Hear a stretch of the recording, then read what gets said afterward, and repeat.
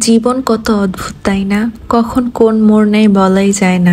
আজ সুস্থ আছি তো কাল অসুস্থ, আবার আজ বেঁচে আছি তো কাল যে মরে যাব না তার কোনো গ্যারান্টি নাই। বেঁচে থাকাটা অনেক ক্ষণস্থায়ী একটা জিনিস, তার মধ্যে যদি সুস্থভাবে না বেঁচে থাকা হয় তাহলে তো জীবনের কোনো মূল্যই নাই। হ্যালো এভরিওয়ান, আসসালামু আলাইকুম। আশা করি সবাই ভালো আছো। আলহামদুলিল্লাহ, আমরাও 2 দিন আগে অনেক বেশি ভালো ছিলাম। হঠাৎ করেই সালমান অনেক বেশি অসুস্থ হয়ে পড়লো। এর আগেও তোমাদের সাথে সালমানের অসুস্থতার একটা ব্লগ শেয়ার করছিলাম। তখন সালমানের রোগটা ছিল অ্যাপেন্ডিসাইটিস, বাট এখন তার ফুড পয়জন, হুট করে পাতলা পায়খানা। এত বেশি পরিমাণে পাতলা পায়খানা এটা বলার বাইরে না। সে 2 দিনে প্রায় 40 বার বাথরুমে আসা যাওয়া করছে।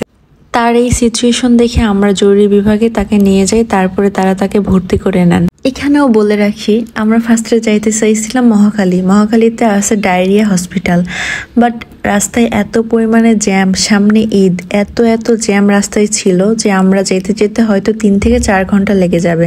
তাই আমরা আর সেখানে যাই নাই। আমাদের টঙ্গীতে ইম্পেরিয়াল হসপিটাল আছে, সেখানে আমরা তাকে ভর্তি করে নিলাম। সালমান অনেক অসুস্থ।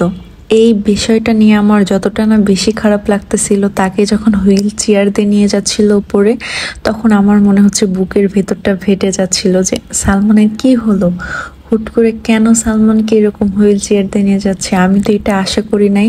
2 দিন আগেই তো আমরা অনেক বেশি হাসি খুশি ছিলাম। ও আমাকে বলতেছিল যে ঈদে তো এবার আমরা যদি বাড়িতে না যাই তাহলে আমরা ঢাকার ভিতরে অনেক জায়গাতে ঘুরবো, কারণ ঢাকা ঈদের ভিতরে অনেক বেশি ফাঁকা থাকে, কোনো যানজট থাকে না।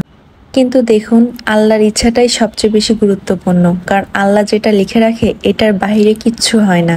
আমাদের প্ল্যান যেটা করছিলাম আল্লাহ কিন্তু সেটা লিখে রাখে নাই, তাই সেটা আমাদের কোনোভাবেই পূরণ হলো না। যাই হোক, এবার আসে আসলে সালমানের কি হয়েছে। সত্যি পাতলা পায়খানা হয়েছে? পাতলা পায়খানা হইলেই মানুষ 40 বার বাথরুমে যায়, কিন্তু আসলে তার কলেরা ধরা পড়ছে। কলেরা রোগটার সাথে আমি কখনোই এত বেশি পরিচিত ছিলাম না। এই সালমানের হওয়ার পর আমি কাছ থেকে দেখলাম যে এই অসুখটা কতটা ভয়ানক।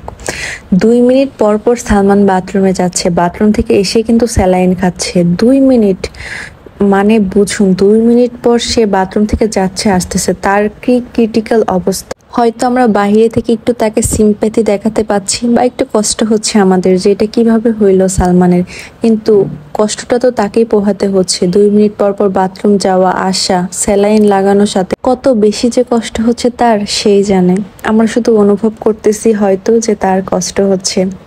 যাই হোক গাইজ, সবাই দোয়া করবেন যেন সালমানের কলেরা বা ডায়রিয়া খুব তাড়াতাড়ি ভালো হয়ে যায়, সে যেন আবার আপনাদের মাঝে ভালোভাবে ফিরে আসতে পারে। সবাই আমাদের জন্য দোয়া করবেন। আল্লাহ হাফেজ।